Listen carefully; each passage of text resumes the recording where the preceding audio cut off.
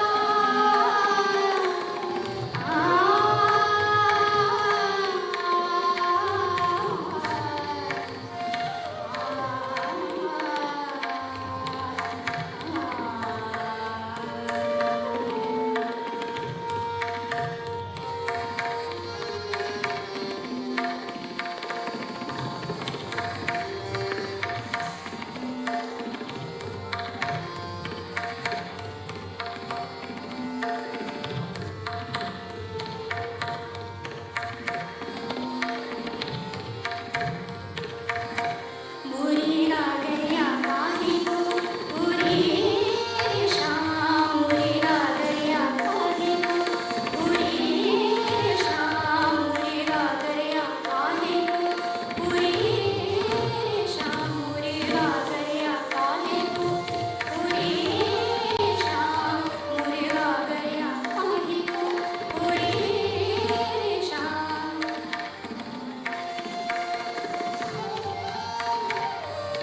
राधया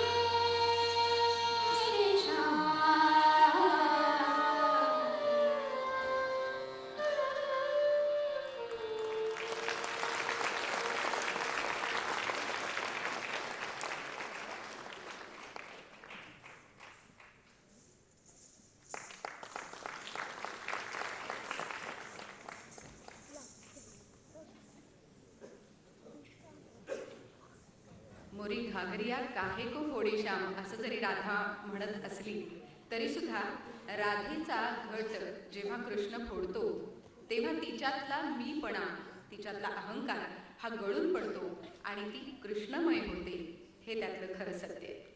तत्वज्ञानाची अशीच एक डूब घेऊन आलेलं असं आपलं कथ्थक नृत्य. आणि या कथ्थकचा प्रचार आणि प्रसार करण्यासाठी मनीषा साठे या अखंड कार्यरत आहेत. पुण्यात पंडित बाळासाहेब गोखले यांच्याकडे त्यांचे प्राथमिक धडे नृत्याचे त्यांनी घेतले. त्यानंतर नृत्य सम्राट पंडित गोपीकृष्णजी यांच्याकडे वयाच्या 10व्या वर्षी त्यांनी नृत्य शिक्षणाला सुरुवात केली. एक गोष्ट आवर्जून नमूद करावीशी वाटते की सध्या आजच्या काळामध्ये गोपीकृष्णजींचा वारसा चालवणाऱ्या त्या एकमेव नृत्यांगना आहेत.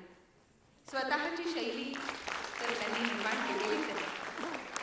गोपीकृष्णजींकडनं मिळालेला वारसा आणि स्वतःची शैली याचा एक अनोखा संगम त्यांनी आपल्या शिष्यांद्वारे आपल्यापर्यंत पोहोचवण्याचा प्रयत्न केला.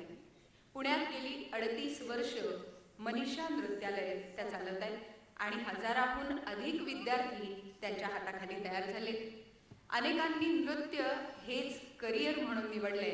आजच्या बाकीच्या सगळ्या पाश्चात्य संगीताच्या आणि नृत्याच्या सगळ्या माहोलमध्ये, वातावरणामध्ये स्वतःला कथ्थक नृत्यांगना म्हणून घेणाऱ्या नृत्यांगना मनीषा साठेंनी तयार केल्या आहेत.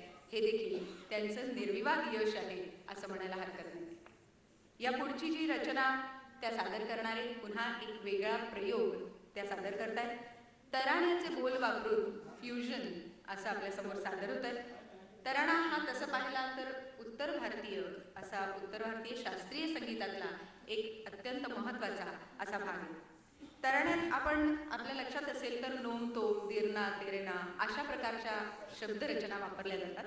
आता असं म्हटलं जातं की अमीर खुसरोने हा प्रकार सगळ्यात आधी अस्तित्वात आणला. तो जेव्हा हिंदुस्थानी संगीत शिकत होता तेव्हा त्याला ती भाषा माहीत नव्हती, म्हणून त्याने अशा प्रकारचे शब्द वापरले आणि मग तो तराणा झाला. अर्थात हिंदुस्थानी संगीतामध्ये जेव्हा शेवटी एकदा संगीताचा एक मैफिलीचा रंग चढायला लागला की द्रुतलयीमध्ये हा तराणा सादर होतो, तसंच काहीसं नृत्यातही. परंतु आज जो एक तराणा आपल्यासमोर सादर होतोय तो पारंपरिक तराणा नाही, तर इंडियन ओशन या बँडमधून कंदिसा या फ्युजन म्युझिकच्या अल्बममधलं ते एक गाणं आहे. पारंपरिकतेकडून आधुनिकतेकडे जाणारा असा हा प्रवास आहे. तेजस्विनी, गौरी, मुग्धा, ईशा आणि स्वरश्री आपल्यासमोर हा तराणा सादर करतायत. फ्युजनचा जमाना आहे, त्यामुळे दोन शैली एकत्र येत आहेत, एक नृत्याची शैली आणि एक संगीताची शैली. पण तरीही दोघांचं अस्तित्व जसं आहे तसंच आहे आणि या दोन्ही अस्तित्व आपल्याला या एकाच रचनेमधनं पाहायला मिळणार आहे. पाहूया एक अनोखा मेळ फ्युजनचा.